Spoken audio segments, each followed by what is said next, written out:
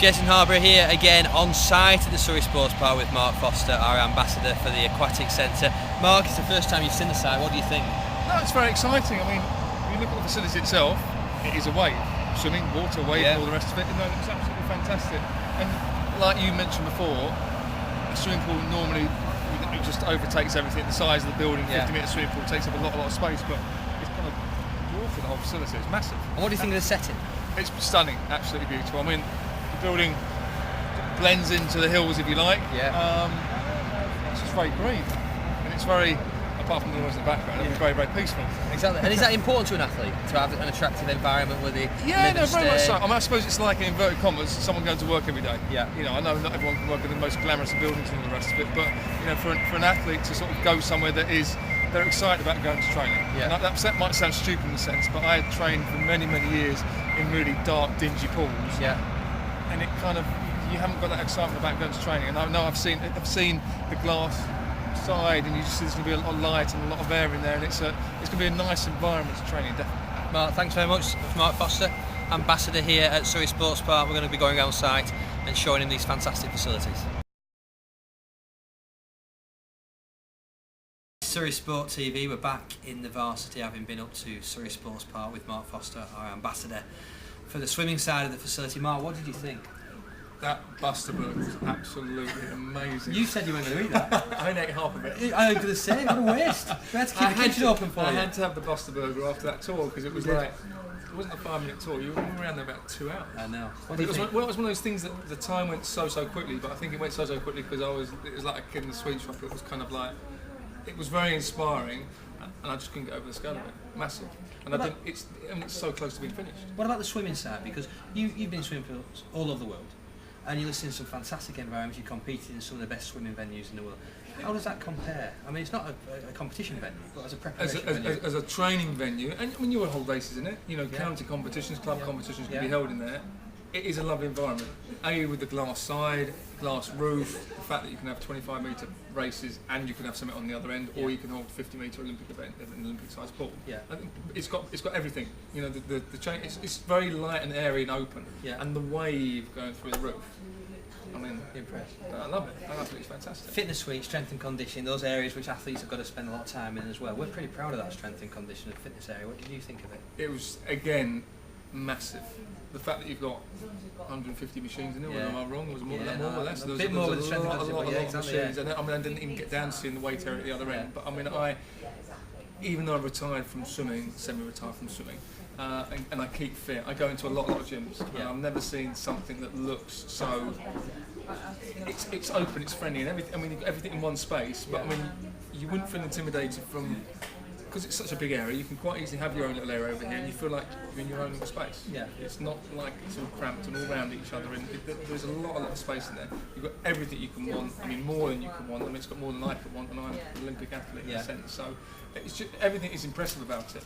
The music system was amazing. I even felt like dancing. You almost danced, didn't you? And then we showed you the exercise studios, and you were up in front doing like pirouettes and charring and all the rest of it. Yeah, no, I must admit, I was blown away by the enormity of it. It was just massive and just such a big scale, but the attention to detail was there.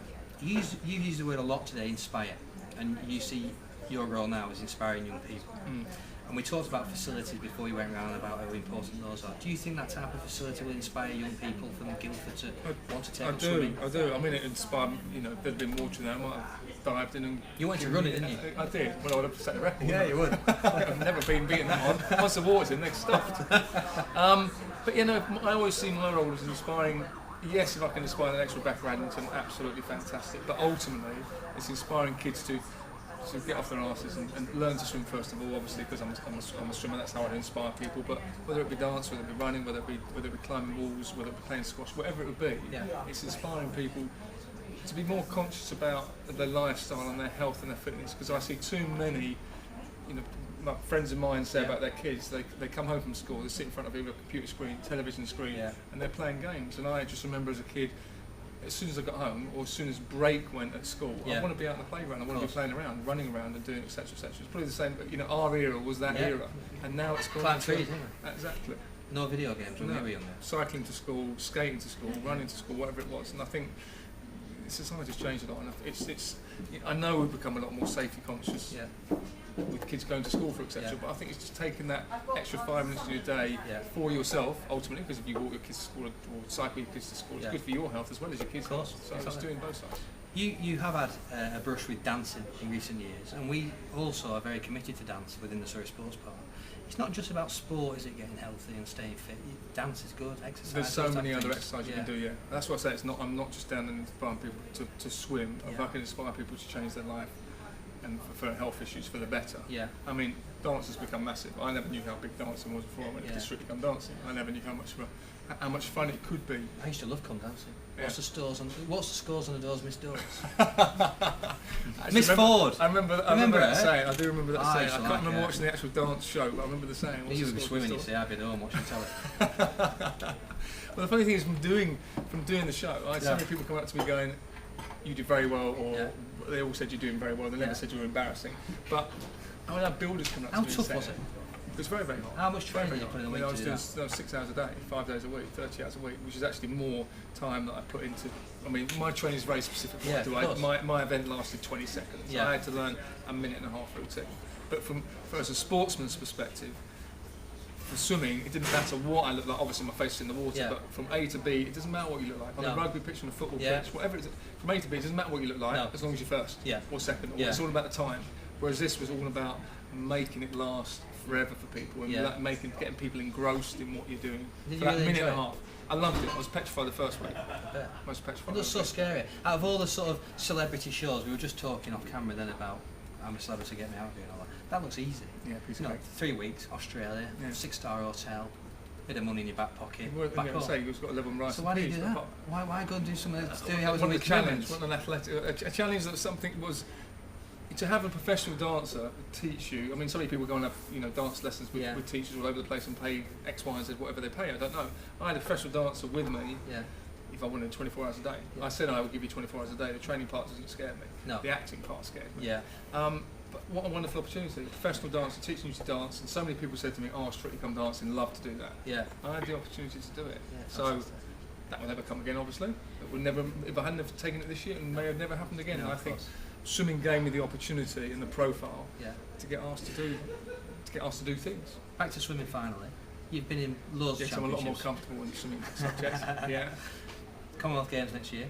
Olympics just around the corner. Could there not be a dream comeback for those 2 big events? There might be. Who knows? Is it something you think about? Yeah, it is. The little kid inside me. I think on the outside we all get older, but on the inside we're always the same. And I'm a little kid on the inside, and that little kid would love to. I'd love to do what I did until I had to retire. I was 65 years of age. Unfortunately, with sport, and it does, and very, very depending on what sport you play. Would you be good enough? I think I'd be good enough to make the team. But is that good enough for someone like you who wants to win? No, I want to go and compete. And being able to compete, I want to be able to say to myself, I can stand on the block and I can compete against the top guys in the world. And the fact that I could make the final and the fact that I could win a medal. But also, and that's because I've been at that level for so many years. I've been very fortunate to swim in, like I say, 5 Olympic Games. I mean, some people don't get the opportunity and never make 1 Olympic Games, and never make to represent the country once. So I've lived a very privileged life in swimming terms. And I sort of say to myself, do you know what? Well, my body can do it. Why don't I do it one more time? There's that little good man here, and the little man's going, no, leave it alone, go away, run away. Your body's hurting already. So we'll see. Good. Mark, thanks for your time today. It's been a great day. Love meeting you. We've had a really good laugh, actually. Absolutely. And I look forward to welcoming you back down to the Sports Park in the coming months. Cheers, Chase. Thanks very much. Cheers. Nice. Thanks, Mark. Thank you. Cheers.